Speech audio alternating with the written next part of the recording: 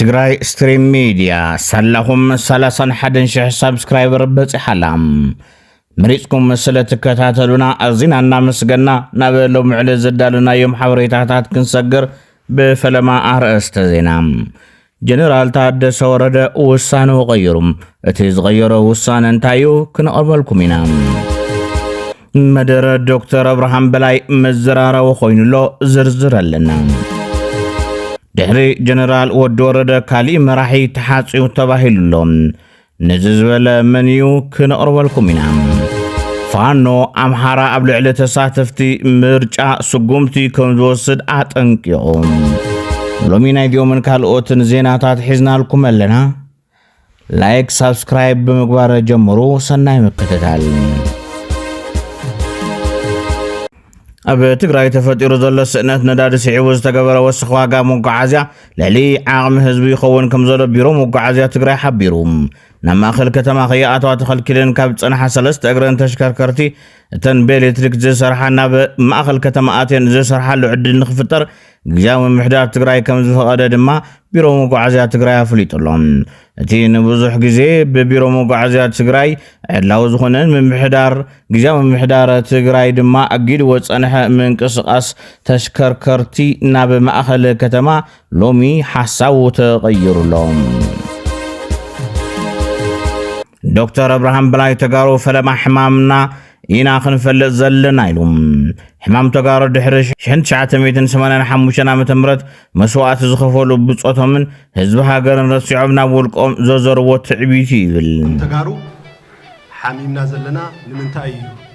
ዝብል ነገር ምፍላጥ ይድል ሕማሙ ዘይፈለጠ መድሓኒት ምርካብ ከቢድ ናይዚ ሃገር ሕማም መሰረቱ بفلاي كعنا يتجارو حمام كم تجراي كم تستوسوه انت قد محزنا ورا نايقال سقعزو سمانان سلستن منقست مساتو ويكا عديس أبا مستوازاصرو كاو سمانان حمشتن جمير زنبرا خيدي كل سبز فلتو سخاتكم أنا أسايس لزخونكم كعبدن بختكنتو وزقباكم ناتم تعبيت حزب تግራይ ዕዳ ትሪፉዝ ወለ ዶክተር አብርሃም ህዝብ ትግራይ በኻልኦት ህዝብታት ኢትዮጵያ ከጽላን ንሶም ኩፍቱምን ይዕድል ፈጢር ይብል ሰባት እዚኦም ሁሉ መስዋዕትነት ዝኸፈለ መንእሰይ ረሲዖም ወቆሰለ ዝተቆረጸ ሕዝ ዘሎ ይኮነን 83 84 85 ይውን ዝነበረ ገዲፎም ናይ ህዝብ መሰረታዊ አጀንዳ ዝበሃል ረሲዖም ሃገር ዝኣክል ሸኽም ተሸኪሞም ግን ንሃገር ዝኸውን ዘይኮነስ ንሶም በይኖም ዝነብሩላ ዝመሰሎም ንሶም ንዘለዓለም ዝገዝእዎ ዓዲ ለህና ኢሎም ጥራሕ ንሓሰቡ ንሃገር ዘይኸውን ንህዝቢ ትግራይ ከዓ ብስሩ ዘይጠቅም ስርዓት ዘርጊሖም ህዝቢ ትግራይ ኣብ ዘይወዓለሉ ኣብ ዘይረኸበሉ ልዕሊ ኩሉ ተጠቃሚ እዩ እናበሉ 30 ዓመት ሙሉ بخالوت أكلات بقوريت كرة زرخوا زي ولو دخلنا تشكيمو تردى محبرسة نهلوا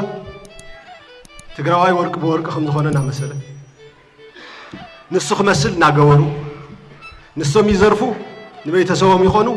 هذو تقرأي يدخيو وسيخو دماء نحوحات بكل مداي لما قريب ولا ميز ولا خوينو نعزم خنا دماء عينهم أب سلطان طرح تتخيلوا سلازل يبل أبي إثيوبيا زنبر اللوتي لعل عامهم سلازخونا ناب تقرأياتهم ما حبي أم كراخبون أبي كندهم حزب تقرأ واقع خفلن زكبرون بزم خنيات يبل من قد ببوليتيكا تواهيليو بهايمانوت تواهيليو بسوحافت تواهيليو بإليت تنجيرويو بقلهم تنجيروامي بجروب تنجيروامي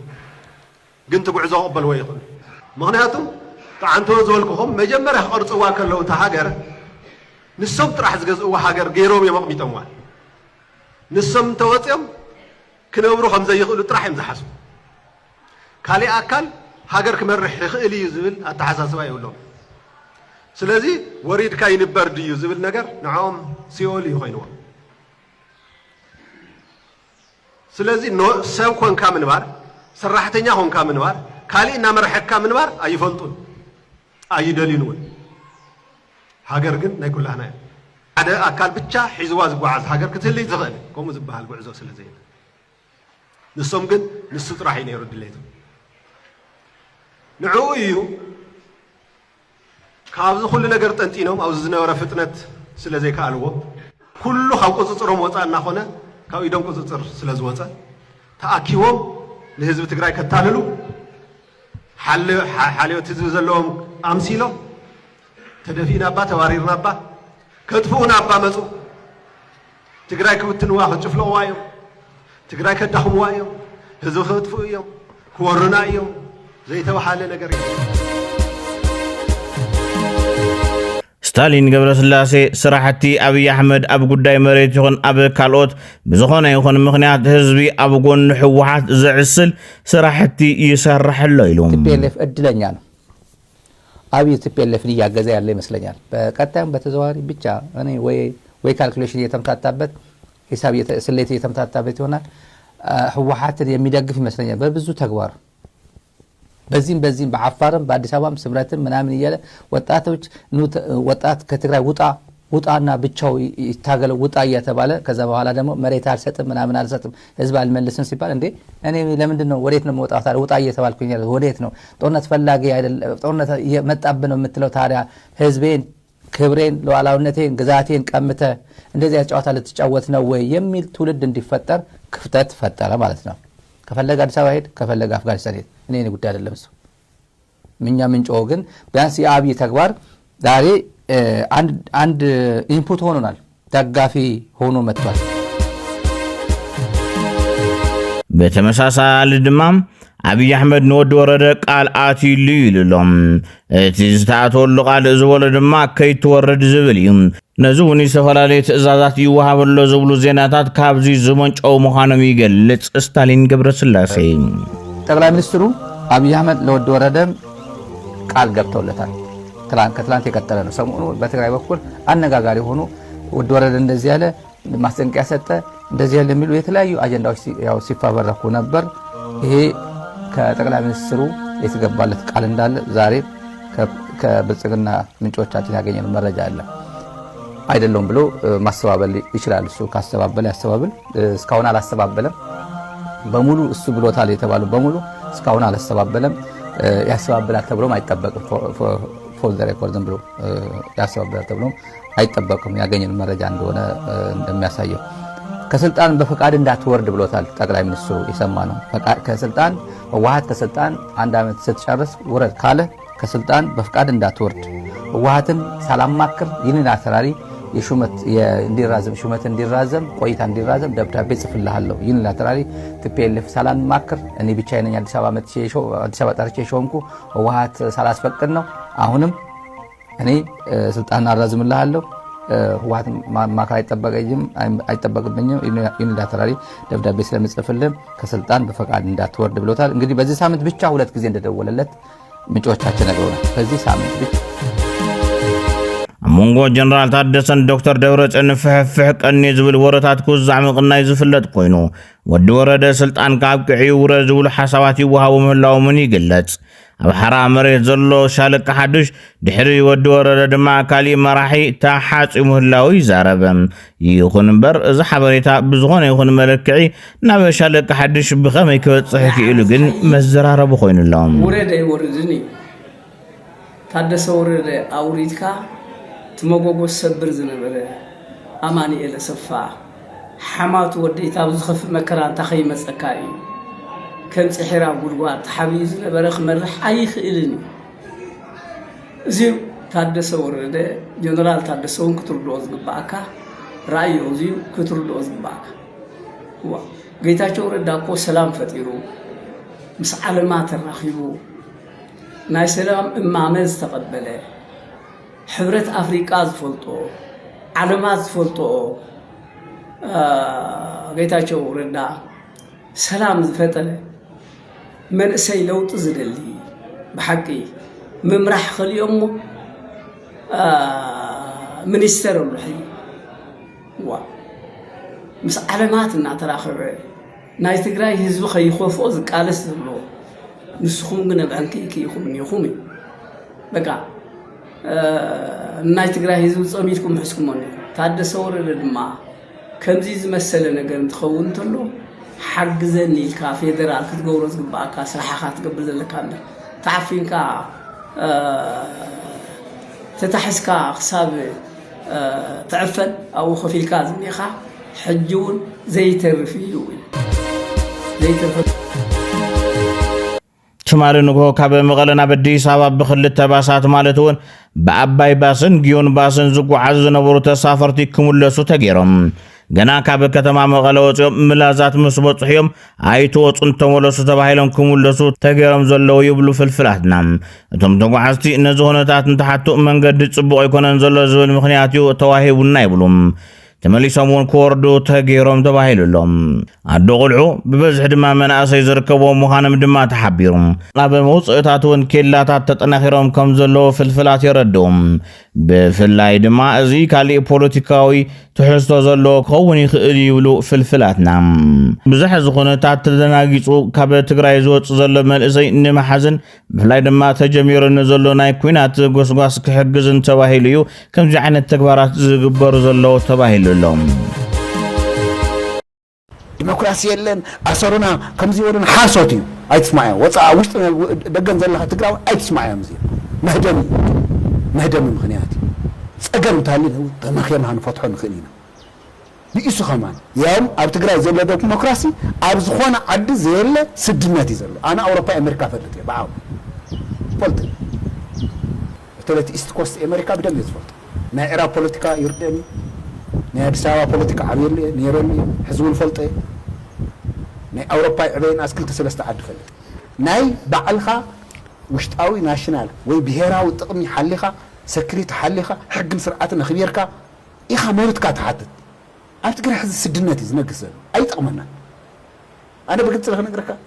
نتحدث ولا دون زي كنا تمرت إلى أنا مرزنا نوري قال لي مسيلة ما العلب بلا مسنا نوصل فيها تفصلت عن الحيلن شو حاجة حسابن أي تكمي الكا خالي من مارت أنا قال حس خدمة سنا مكركس أي أنا لم تأخوه دحان يخون خالي لما مارت حساب الليل لما تحليهم قد جبنا نياتات يوم حزوهم بحقي وا تمسات حدا بسر بلصقنا مخان مس بلصقنا مسرح جبن الحل خون كوينو وصر حدا تحتات الخون تبريزيدنت خابع علي نايلو بتغرنيا وحرنيا وقعيا نورا يوسخلا حنق اللي تيوسخلا منم لغير ነገር የለ ናብ ትግራይ ባዕልኻ ሓኒካ ለሓስካዮ ንሌላ ኣካዮ በጀት ነዳዲ መድሓኒት ካሽ ኣብ መቐለን ዘሎ ሕወሓት ተሓታታ ክትገብር ኣይትኽእል مجمرة سرح خسرح مجمرة حلافنا كاتواصع كأوحو حتى تخصص يتعملك حابرنا نحاول نخصص تنحزن تجراي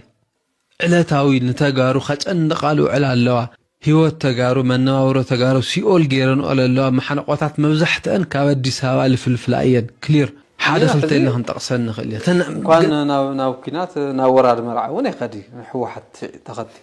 بق أز كليري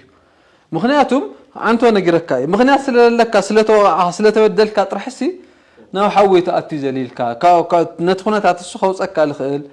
مفتح خمتلك الخيل كعوتك الخيل مريحنا تقدمي خامه الله وكتر أجزني كتردي خل زين حوحات حسكا ناو كينات مئتا ونحوحات حسكا ناو طرنت مئتا وساعات زي كولكتيف سوسايدي حاول بك عرس خامت فاي خالي من ترجمي يقول تردي خل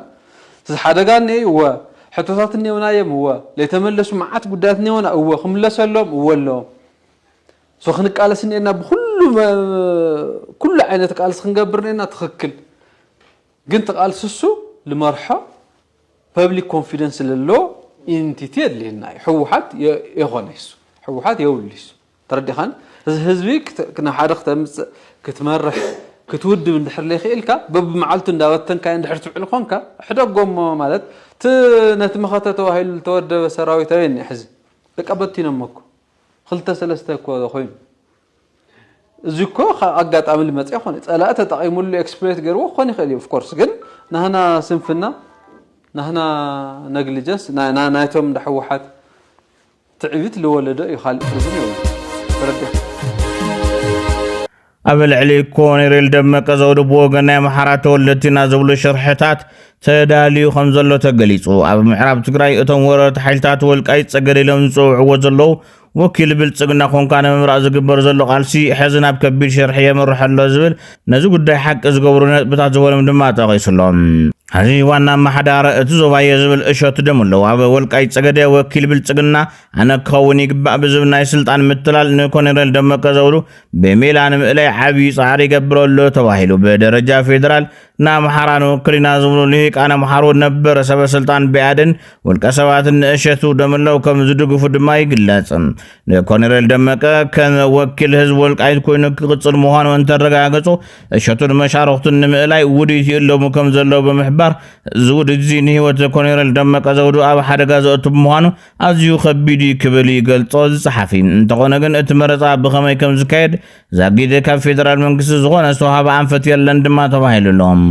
ኣብዚ ጉዳይ ሰበስልጣናት ትግራይ ካብ ዘይረብሕ ሕኹት ወፂኦም ኣብ ሰዓት ምስ ኮሎኔል ደመቀ ዘውዱ ይኹን ካልኦት ተወድለቲ ወልቃይት ብምዃንን ብምርዳእን ነቶም ወረርቲ ሓይልታት ካብ ምዕራብ ትግራይ ብሰላማዊ ኣገባብ ሜላ ተጠቒምካ ደቂ ወልቃይት ኣብ ትሕቲ ግዝኣት ትግራይን ግዝያዊ ምምሕዳር ትግራይን ባዕሎም ብዝመረፅዎ ንኽመሓደሩ ከም ዝግበር ብምግላጽ መሬት ትግራይ ተጋሩ ኢሎም ንኽቃለሱ ብምግባር ነቶም ወረርቲ ፀራሪካ ምውፃእ ሕዚ ምቹ ግዜ ዝብል ኣንፈት እውን ኣቐሚጥሎ እቲ ጸሓፊ ኣብ ሃገረ ሱዳን ቃጾላ ሓዊ ኣጋጢሙ ኣጋም 6 ሰዓት 10:45 ዝጀመረ ቃጾላ ሓዊ ማዓስከር ተነድባ ለ6 መንበሪ ገዛውቲ ምስ ሙሉእ ንብረቱ በሊዑሎም ኣብ ሰብ ዝበፅሕ ሓደጋ ከሳብ ሕዚ ኣብ ኢድ ናይ በፅሕን ኣብ ሱዳን ዘለዎ ተመዛበልቲ ተጋሩ ተደጋጋሚ ባርዕ ሓደጋ ይጋጠሞም ብኻሊእ ገጽ ወይዘሮ ምጽላል ዓሪፈን ምልክት ውፅኢት ሕማቕ ፖለቲካን ዓመፅን ኣሰር በደል ጥሜትን ተመዛበልቲ ዝኾና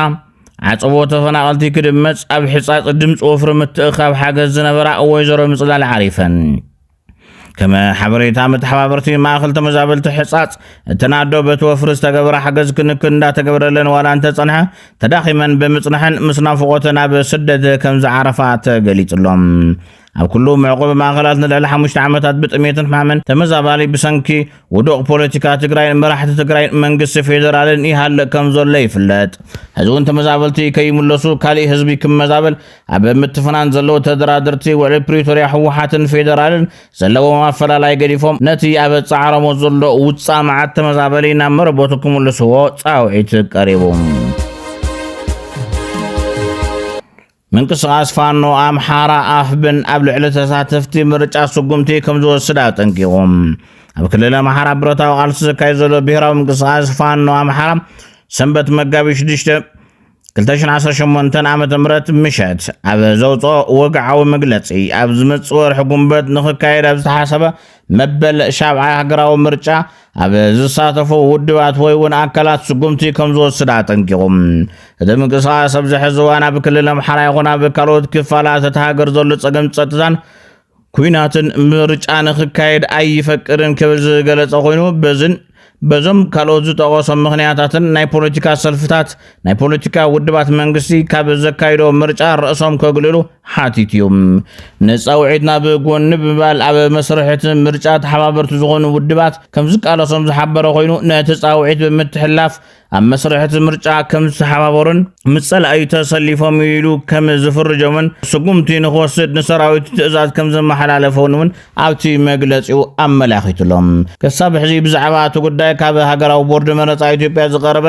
መልስ እኳ እንተዘለ እቲ ቦርድ ብምኽንያት ፀገም ፀጥታ መረፃ ከይካየድ ኣብ ክልል ትግራይ ጥራሕ ምዃኑ ቀዲሙ ከም ዘፍለጠ ይዝከር በተመሳሳሊ አብይ አሕመድ ኣብ ቀረባ ግዜ ንቤት ምክሪ ወከልቲ ህዝቢ ኣብ ዝሃቦ መብርሂ ምርጫ ምክያድን ዘይምክያድን ጥርጥር ዘድልዮ ጉዳይ ኣይኮነን ክብል ተዛሪቡ እዩ እቲ ምርጫ ካብ ዝሓለፉ ግዜያት ዝበለፀ ከም ዝኸውንን ኩነታት ፀጥታ ነቲ ምርጫ ከም ዘየሰናኽሎን ኣትሩ ምዝራቡ ይዝከር እዩ አትሌት ፎቴን ተስፋይ ኣብ ማራቶን ባርሴሎና ታሪክ ሰሪሓ ትግራዊቲ ፎቴን ተስፋይ ትማል ሰንበት ኣብ ዝተኻየደ ማራቶን ዙሪክ ባርሴሎና 2 ሰዓት 10 ደቂቃ 53 ሰከንድን መመታው ኣብ ታሪክ ማራቶን ደቂ ኣንስትዮ እታ ካልአይቲ ዝቐልጠፈት ሰዓት ብምምዝጋብ ተዓዊታ